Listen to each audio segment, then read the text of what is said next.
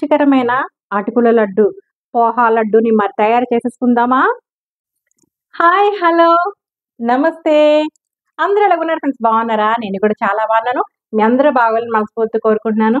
ఏం చేస్తున్నారు friends? Breakfast అయిపోయిందా? నాది కూడా అయిపోయింది. మరి మీరు కూడా తినేసే ఉంటారనుకుంటున్నాను. ఈరోజైతే నేను అటుకుల లడ్డు అండి. అటుకులు బెల్లంతో కమ్మగా ఉంటుంది. మరి నోట్లో వేసుకుంటే అలా కరిగిపోతుంది. అంత సూపర్‌గా ఉంటుంది టేస్టీగా అటుకుల లడ్డు. మరి కృష్ణాష్టమి సందర్భంగా కూడా మనం ప్రసాదం కింద తయారు చేసి పెట్టొచ్చు కదా! కృష్ణాష్టమే కాదండి, మన ఇంట్లో అటుకులు ఎప్పుడున్నా తయారు చేసుకోవచ్చు మరి ఇలానే. మరి చూసేద్దురు గాని, వచ్చేసేయండి మన కిచెన్‌లోకి చూపించేస్తాను మరి. చూడండి, అటుకుల లడ్డు తయారు చేసుకోవడానికి ఒక కప్పు అటుకులు తీసుకున్నామండి. చూడండి, కొంచెం ఇలాగా పెద్దగా ఉన్న అటుకులైతే చాలా బాగుంటాయి. స్టవ్ వెలిగించుకున్నామండి. ఒక ప్యాన్ తీసుకున్నాను, స్టవ్ మీద పెట్టుకున్నాను. ఈ కప్పు అటుకుల్ని మనం ఇందులో వేసేసుకుందామండి. ఇలాగా అటుకుల్ని మనం లో ఫ్లేమ్‌లో పెట్టుకునే వేయించుకోవాలండి. ఎలాంటి ఆయిల్ గాని, నెయ్యి గాని వేసుకోక్కర్లేదు. ఇవి క్రిస్పీగా అయ్యే వరకు కూడా మనం వేయించుకుందాం ఇలాగా. ఒక 4, 5 నిమిషాల్లో మనకి అయిపోతాయి అటుకులు క్రిస్పీగా. చూడండి, 5 నిమిషాల నుండి లో ఫ్లేమ్‌లో పెట్టుకొని వేయించుకున్నాను. ఇప్పుడు కలర్ మారింది కదా! చక్కగా క్రిస్పీగా అయినాయి. అటుకులు ఇలా విరిగిపోతున్నాయి చూసారు కదా! ఇదిగో ఇలా విరిస్తే విరిగిపోతున్నాయి కదా! ఇప్పుడు స్టవ్ ఆఫ్ చేసేసుకుందామండి. ఆఫ్ చేసుకుని చల్లారినాక మనం మిక్సీ పట్టేసుకొని పౌడర్ చేసుకుందాం ఈ అటుకుల్ని. అటుకులు చల్లారిపోయినవండి. మనం మిక్సీ పట్టేసుకుందాం. మంచి మెత్తగా పౌడర్ చేసేయాలండి. ఎక్కడ బరకుండకుండా చక్కగా మిక్సీ పట్టేసుకున్నామండి. ఇదిగో చూడండి, మెత్తని పౌడర్ చేసేసుకోవాలా. అయిపోయింది కదా! పక్కన పెట్టేసుకుందాం. స్టవ్ వెలిగించుకున్నామండి. మళ్ళీ ఇప్పుడు 2 టేబుల్ స్పూన్స్ నెయ్యి వేసుకుందాం. ఇందులోను ఆల్రెడీ 1 టేబుల్ స్పూన్ వేసాను. ఇలా వేసుకొని నెయ్యి వేడెక్కిందండి. ఈ టైంలో ఒక కప్పు ఎండు కొబ్బరి పౌడర్ అండి. మన ఇంట్లో దాన్ని ఎండు కొబ్బరి పర్వాలేదు, మనం బయట నుంచి అన్నా ఎండు కొబ్బరి రప్పించుకొని ఇదిగో నేతిలో మనం చక్కగా ఇలా వేపుకోవాలండి. ఇలా వేపేసుకుందాం మొత్తం అంతాను. చక్కగాను సిమ్లో పెట్టుకుని వేయించుకుందాం ఎండు కొబ్బరి పొడిని. ఎండు కొబ్బరి పొడి వేగుతుంది కదండి, 1/2 టేబుల్ స్పూను యాలకుల పొడి అండి వేసేసుకొని దాన్ని కూడా ఎండు కొబ్బరి పొడిలో మనం ఇలా వేయించేసుకుందాం కలిపి. ఎండు కొబ్బరి పొడి వేగిందండి. ఈ కలర్ రాగానే మనం స్టవ్ ఆఫ్ చేసేసుకుందాం. స్టవ్ ఆఫ్ చేసుకున్నాం కదండి, చల్లారింది. గోరువెచ్చగా ఉన్నప్పుడు మనం ఏం చేయాలంటే 1/2 కప్పు బెల్లాన్ని బాగా తురుముకోవాలండి. తురుముకొని ఇందులో వేసేసుకుందాం. మీరు స్వీట్ ఎక్కువ తింటే 1 కప్పుకి 1 కప్పు వేసుకోండి. నేను 1/2 కప్పు వేస్తున్నాను, ఎందుకంటే నాకు సరిపోతుంది కాబట్టి.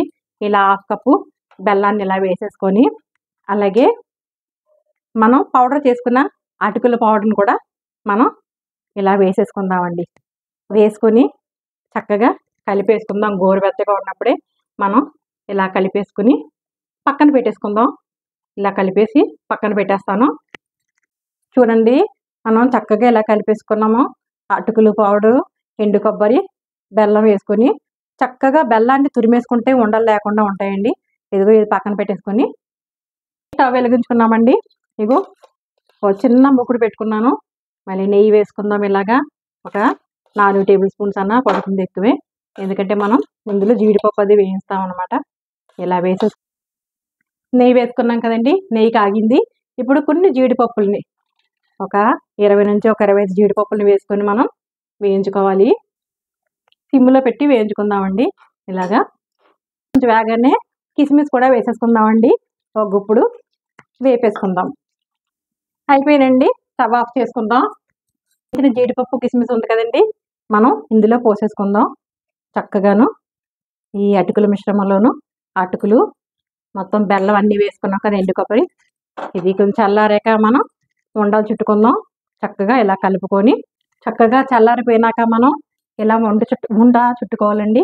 మనకి ఏ సైజు కావాలితే ఆ సైజు లడ్డూలా మనం చుట్టేసుకోవడమే. ఇలా చుట్టేసుకొని చక్కగాను మనం స్టోర్ చేసుకోవచ్చు. మనకి ఒక 20 రోజులు నిల్వ ఉంటాయి అన్నమాట. ఇలాగా ఏ సైజు కావాలితే ఆ సైజు ఇలా ఉండ చుట్టేసుకోవచ్చు. చక్కగా ఇలాగా ఉండ రాకపోతే కనుక మీరు దీనిలో కొంచెం వెచ్చని పాలు కాచి చల్లార్చిన పాలు వేసుకొని మీరు ఉండ చుట్టుకోవచ్చు. మనం రవ్వ లడ్డు చేసుకుంటాం కదా, అలాగా కొన్ని కాచిన చల్లార్చిన పాలని వేసుకుంటే కనుక ఉండ అవుతుంది. నేను ఎలాంటి పాలు వేయలేదండి, చక్కగా నాకు ఉండ అయిపోతుంది. ఇదిగో లడ్డు అయిపోతుంది. మరి మొత్తం అన్ని అలాగే చేసేసుకుందాం. టేస్టీ టేస్టీ అటుకుల లడ్డు రెడీ అయిపోయిందండి. చూడండి, చక్కగా చేసేసుకున్నాం. ఇలాగా చాలా టేస్టీగా ఉంటుంది. మరి చూడండి, హ్యాపీ. చూడండి ఫ్రెండ్స్, టేస్టీ టేస్టీ అటుకుల లడ్డు, పోహా లడ్డు చాలా రుచిగా ఉంటుంది కదా. మరి అటుకులు బెల్లం కాంబినేషన్ మనందరికీ తెలిసిందే కదా, చాలా కమ్మగా ఉంటుంది. నోట్లో వేసుకుంటే అలా కరిగిపోతుంది. మీరు కూడా ఇలాగే తయారు చేసుకోండి. మీకు ఎలాగ వస్తుంది కామెంట్ సెక్షన్లో పెట్టండి. మరి అంతకన్నా ముందు ఫస్ట్ టైం కనుక నా ఛానల్ చూసినట్టయితే లైక్ చేయండి, షేర్ చేయండి, సబ్స్క్రైబ్ చేసుకోండి ఫ్రెండ్స్. పక్కనున్న బెల్ సింబల్ని టచ్ చేయండి. ఆల్ అని వస్తుంది. ఆల్ కూడా టచ్ చేసినట్టయితే నేను పెట్టిన ప్రతి వీడియో నోటిఫికేషన్ రూపంలో వస్తుంది.